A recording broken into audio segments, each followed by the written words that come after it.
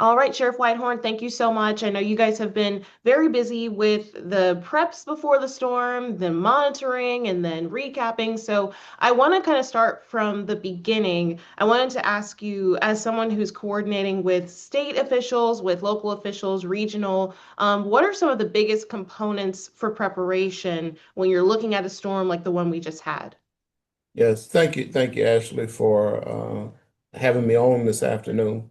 But speaking of preparation, ahead of the winter storm, our focus was on early coordination, resource positioning, and ensuring that every agency in Caddo Parish that had a clear operational picture of the events that were leading into this storm. We activated our Emergency Operations Center before the weather arrived and brought all the partners into the unified command system. We reviewed our plans based on our lessons learned from the 2021 winter storm, which was a major storm for us. And that earlier event taught us the importance of having supplies, having equipment, and personnel ready well in advance, and that preparation that we prepared for made the biggest significant difference, I believe, this time. So I wasn't here in Shreveport during 2021, but people have been telling me about, how this storm, in their perspective, compared to 2021. So what were some of the materials that, based on 2021's experience, you guys felt the need to have at the ready, and how did that play out this time? Yeah. Our parish and municipal public works teams, along with DOTD, we pre-treated a lot of our major roads and bridges that we didn't do the last time. And the overpasses with salt and brine was something that we were able to do a better job with this time, where the conditions allowed us to get out and do that.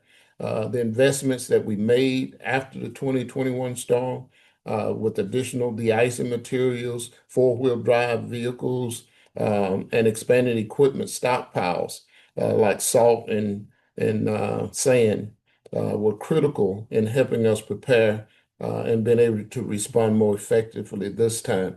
I know police departments like Shreveport PD, Caddo Sheriff's Office, City Marshal's Office, we also purchased four-wheel drive vehicles to help us to be able to navigate on those icy roads. And I think that really helped us to be able to respond when those calls came in for help.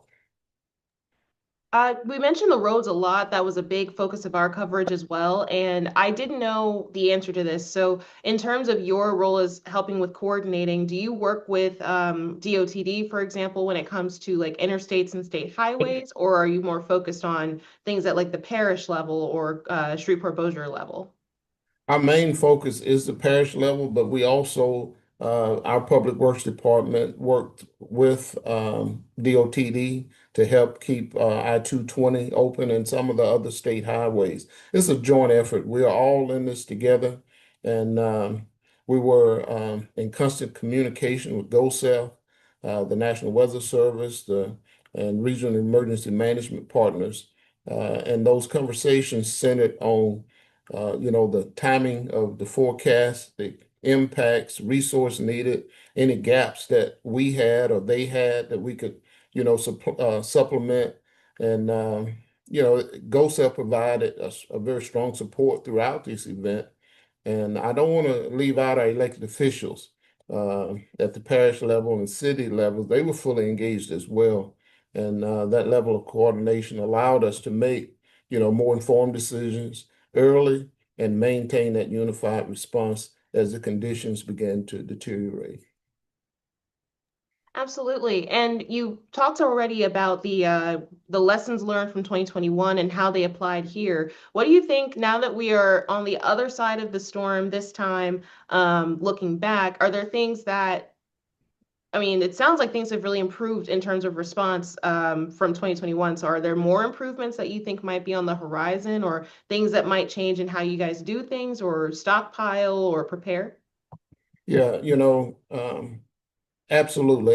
Every event teaches us something, those lessons learned. And one of the biggest takeaways is that the investments made in the previous storm, stockpiling the supplies and additional equipment and improving planning paid off.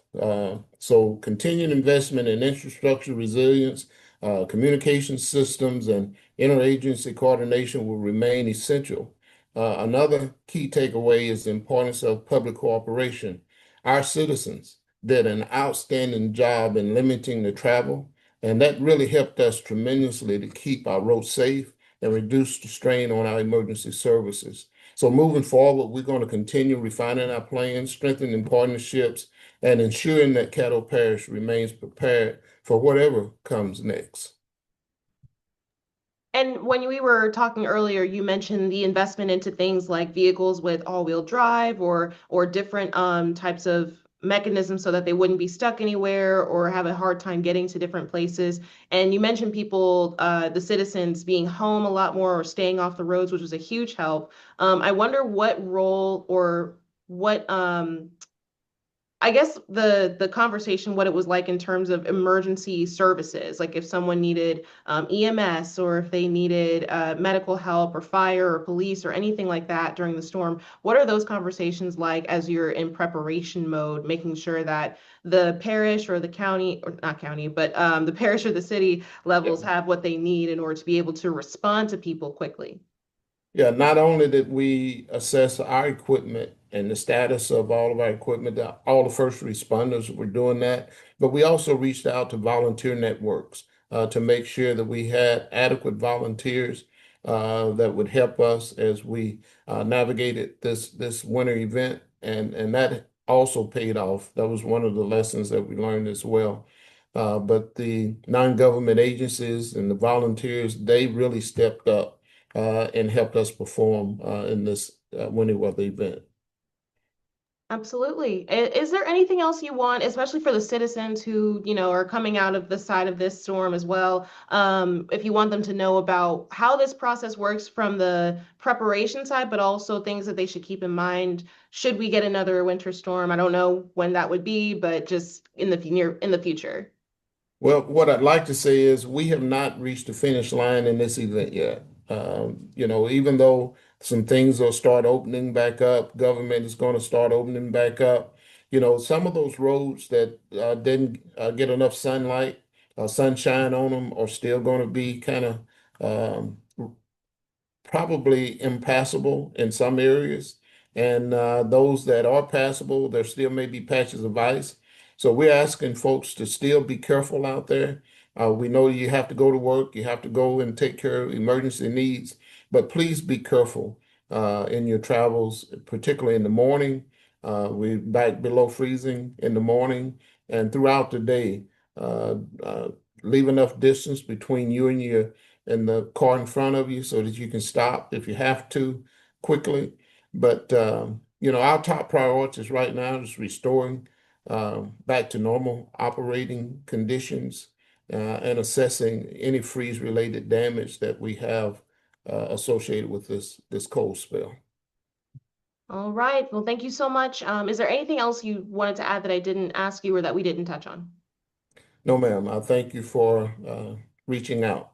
Of course, thank you for your time and good luck with the rest of whenever this winter weather wants to pass us by. Thank you, Ashley. Take care.